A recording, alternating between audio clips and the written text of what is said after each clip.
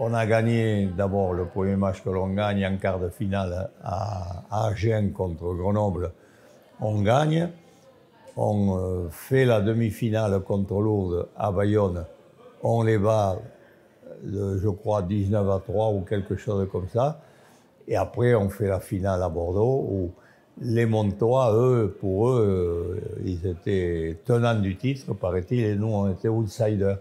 Et alors, dans des cas comme ça, il vaut mieux être outsider pour pouvoir embarquer les copains qui jouent avec vous et leur permettre d'être sur le terrain meilleurs que tous les autres. Évidemment, puisque dans le sud-ouest, on avait la côte, avec tous les Racingmen qui étaient originaires de la région. On avait fait un très bon match à Bayonne, donc il y avait à ce moment-là une dynamique très positive pour nous à Bordeaux. Néanmoins, on n'a pas changé nos habitudes.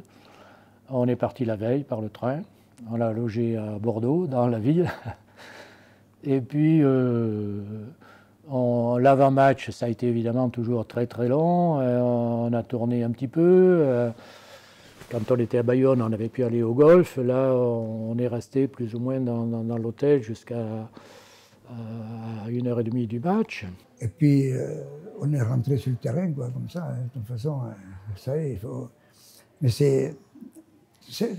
ne me faisait pas peur, si vous voulez. Oui, on est rentré à l'aise, quoi, finalement. On est rentré à l'aise parce que c'était un match dur, parce que Moncla a été blessé en première mi-temps, il a eu l'épaule fracturée, donc il jouait second arrière. Donc, vous imaginez, pendant les 3/4 de la partie, on s'est retrouvé à 14, là.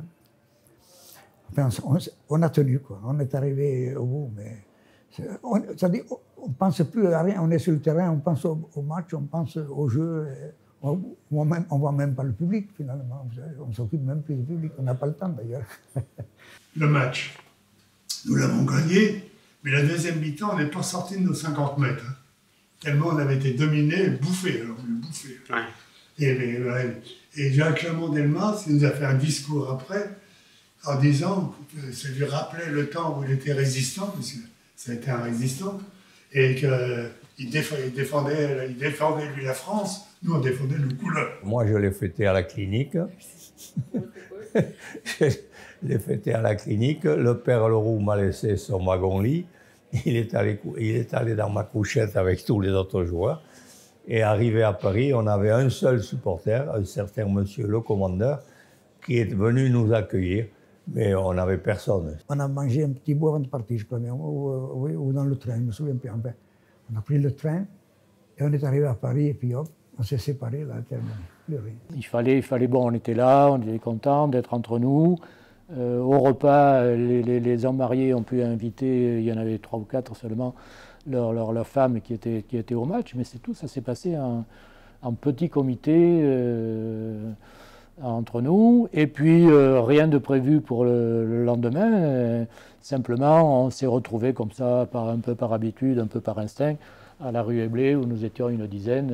On est allé boire un coup au bar à la rue Éblé et dire bonjour aux dirigeants qui étaient là, comme tous les lundis on le faisait quand on se retrouvait, quoi. Ça n'a pas changé grand-chose, quoi.